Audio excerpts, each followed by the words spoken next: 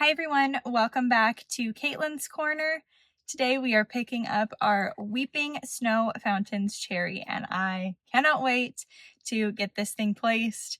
It is so pretty. It's all budded up because it's from Oregon, so it's still a little colder there.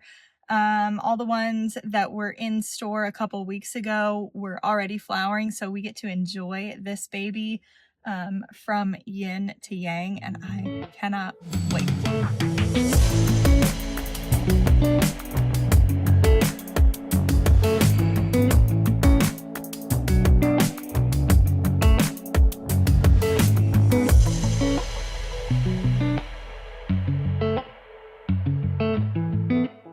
So I have my Weeping Snow Fountains cherry home, and she is all budded up.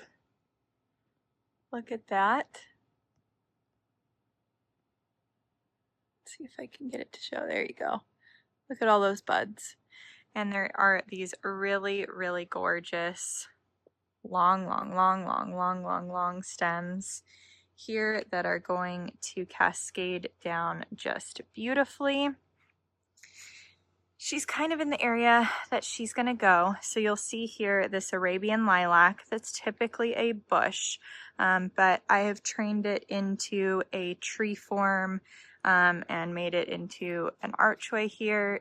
It's going to get removed because it's kind of a pain in the butt and not really doing what I wanted, and I don't really love it. So the cherry is actually going to go about right here, but essentially going to take the place of the Arabian lilac. So the first thing you see here is me getting a little bit of a lesson in how to use this electric saw. It was my first time using this tool, but I took it and sawed away at the Arabian lilac, getting a number of different pieces just to make it easier to both take down as well as put into the green bin for trash.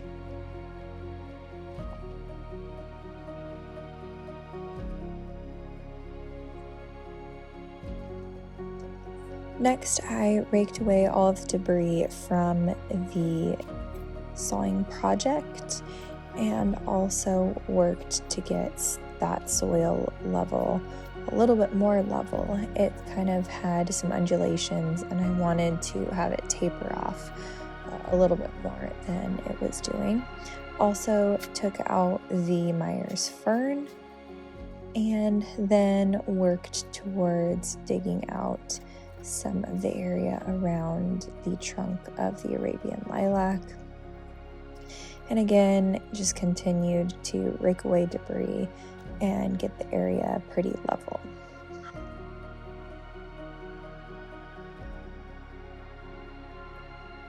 After that, I took a pickaxe to the area around the trunk of the Arabian lilac to break up the roots and hopefully make it easier to pull that last bit out. This pickaxe was so heavy, and I definitely got some help from my dad to get this piece out. As much as I do Pilates, that pickaxe was way heavier than what I'm used to weights-wise. But ultimately, ended up getting the roots all chopped up and was able to pull out the base of the Arabian lilac and get the roots and it out of the ground.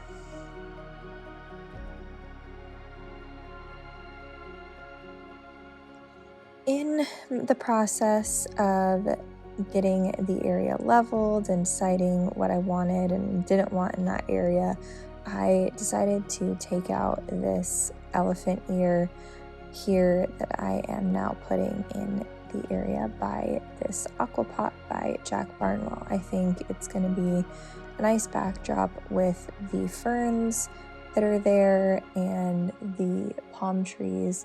I have another one of these over in this area as well, so it kind of keeps the continuity together. Now you see me digging the hole for the weeping cherry. So I made sure to dig the hole about 2 times wider than the pot that it's in and about 1.5 times deeper.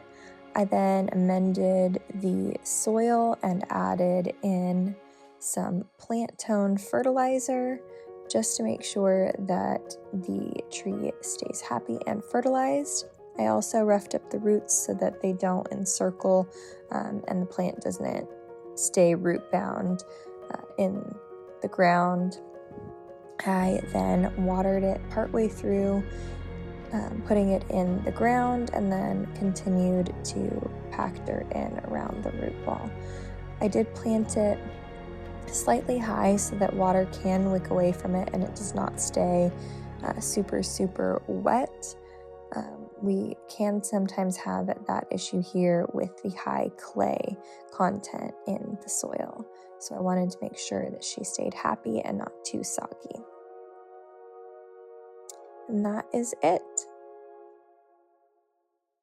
All right, so it doesn't look like much right now, but we got everything that I took out replanted. So the Prunus, these are orange clivia, that's cousin it plant, that is Myers fern, some other ferns right here. I forget the name of this guy because it's kind of strange. And it always does this after you replant it, totally like starts drooping, but it will be fine. And I will put the name on the screen. It starts with an A, but I can never pronounce it. And it has these really pretty orange flowers that grow off of it. Let's see if I can show you this one. Yeah. And then the Snow Fountains Weeping Cherry is right there. So yeah, this bed does not look like much right now, but it is a work in progress. There's going to be a pathway that shoots back that direction. And then all from here over is going to all be bed, filled with a whole bunch of ground cover and different tropical plants. Probably add some more cyclamen in, like right here. My plan is to do a whole row of cyclamen there, and then ring around, starting about here, ring around this bed going that direction with cyclamen, adding in more mondo grass, ringing around the front of the cyclamen, so it'll be mondo grass, then the cyclamen, and then a whole bunch of other pretty stuff right there. But the mondo grass will meet up with the mondo grass there in a loop, and then there's going to be stepping stones going this way, again through flower bed, that's going to all be in that section. So that is going to be it for the work for today. I'll pop some pictures on the screen right now of kind of the vibe that I'm planning on going for in this area. You know, I've never been to Thailand or Bali, at least not yet, but they've been a huge source of inspiration for my backyard, especially this shady area right here. I came across the Lalitta Cafe just outside of Chiang Mai, Thailand, and Wedja in Ubud, Bali on social media, and I was instantly captivated. The creativity, the lush greenery, the way they weave nature into their spaces with such effortless beauty is exactly the kind of feeling that I'm looking to create in this space. There's a certain whimsy to these places.